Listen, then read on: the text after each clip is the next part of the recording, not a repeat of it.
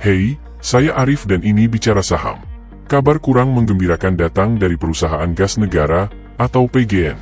Prospek pertumbuhan kinerjanya diperkirakan terbatas, dan faktor di balik hal ini cukup kompleks.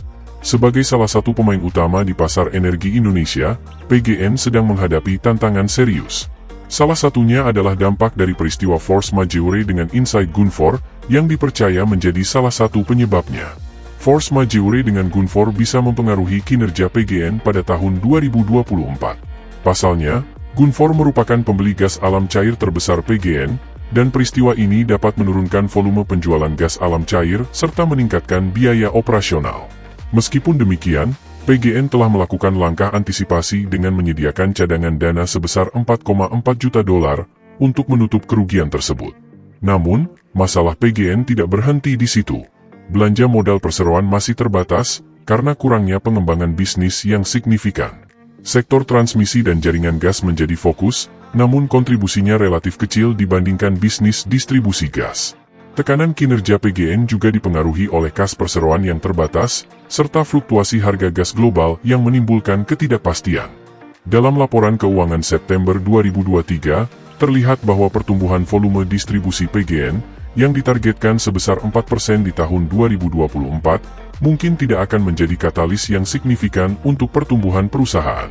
Pengeboran di hulu, yang menjadi kontributor terbesar kedua, juga diproyeksikan mengalami penurunan produksi karena menurunnya kualitas cadangan. Tidak hanya itu, harga gas alam cair global yang tinggi, persaingan dari perusahaan gas lain, dan fluktuasi nilai tukar turut menjadi faktor yang membatasi pertumbuhan PGN. Dengan semua tantangan ini, diperkirakan pertumbuhan kinerja PGN hanya sekitar 4%. Ini menunjukkan bahwa PGN harus berjuang keras untuk menghadapi dinamika pasar yang tidak menentu dan menjaga posisinya di industri energi Indonesia. Dalam situasi yang penuh dengan ketidakpastian seperti ini, langkah strategis dan kebijakan yang tepat akan menjadi kunci bagi PGN untuk tetap berdaya saing dan meraih pertumbuhan yang berkelanjutan di masa depan. Lalu, bagaimana kondisi fundamental perusahaan gas negara saat ini? Yuk kita review. Tapi sebelum itu, ayo di like, share dan subscribe, sebagai bentuk apresiasi, dan membantu perkembangan channel ini. Terima kasih.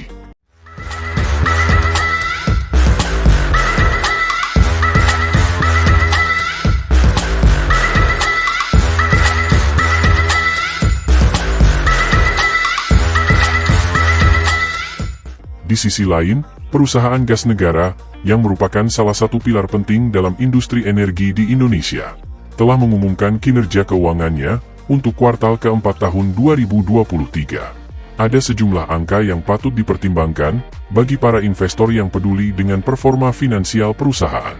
Satu hal yang mencolok adalah penurunan jumlah aset PGN. Pada bulan Desember 2023, aset perusahaan berkurang sebesar 595,6 juta dolar, turun dari 7,1 miliar dolar pada Desember 2022 menjadi 6,5 miliar dolar. Namun, terdapat lonjakan pada ekuitas, meningkat menjadi 3,5 miliar dolar pada Desember 2023, dari 3,4 miliar dolar pada periode yang sama tahun sebelumnya. Di sisi liabilitas, terjadi penurunan signifikan. Liabilitas turun dari 3,7 miliar dolar pada Desember 2022, menjadi 3 miliar dolar pada Desember 2023. Namun, hal ini tidak berdampak secara langsung pada pendapatan perusahaan, yang mengalami peningkatan sebesar 2,2%, dari 3,5 miliar dolar menjadi 3,6 miliar dolar, di kuartal keempat 2023. Namun, perlu diperhatikan bahwa, meskipun pendapatan meningkat, laba bruto justru mengalami penurunan, dari 780,5 juta dolar menjadi 733,5 juta dolar. Hal ini bisa jadi karena beban pokok pendapatan yang meningkat dari 2,7 miliar dolar menjadi 2,9 miliar dolar.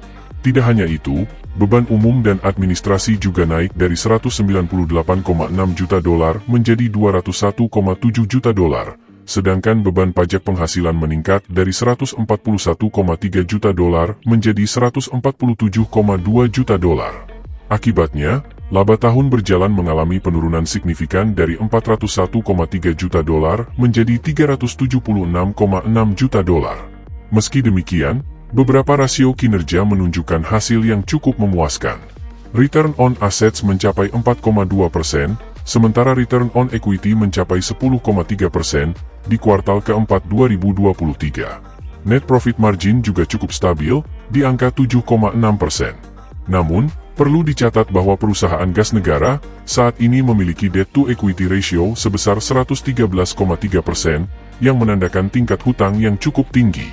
Selain itu, meskipun perusahaan memperoleh arus kas sebesar $723,6 juta dari aktivitas operasi, tetapi terjadi penurunan total arus kas sebesar $212,1 juta hingga akhir Desember 2023. Penurunan ini disebabkan oleh penggunaan kas untuk aktivitas pendanaan sebanyak $878,2 juta. Ini menunjukkan bahwa perusahaan gas negara masih mengalami beberapa tantangan dalam hal pengelolaan keuangan dan struktur modalnya. Secara keseluruhan, kinerja keuangan perusahaan gas negara di kuartal keempat 2023 menunjukkan adanya beberapa aspek positif, seperti peningkatan ekuitas dan pendapatan. Namun, masih terdapat beberapa tantangan yang perlu diatasi, terutama terkait dengan penurunan laba dan pengelolaan hutang. Bagi para investor, pemahaman yang mendalam tentang kinerja keuangan ini menjadi kunci untuk pengambilan keputusan investasi yang lebih bijak. Akhirnya, bagaimana pendapat sobat semua mengenai emiten perusahaan gas negara? Tulis di kolom komentar. Tetaplah bijaksana, dan kita bertemu kembali pada analisa artificial intelligence selanjutnya. Saya Arif, Artificial Intelligence Finansial. Dan ini, Bicara Saham.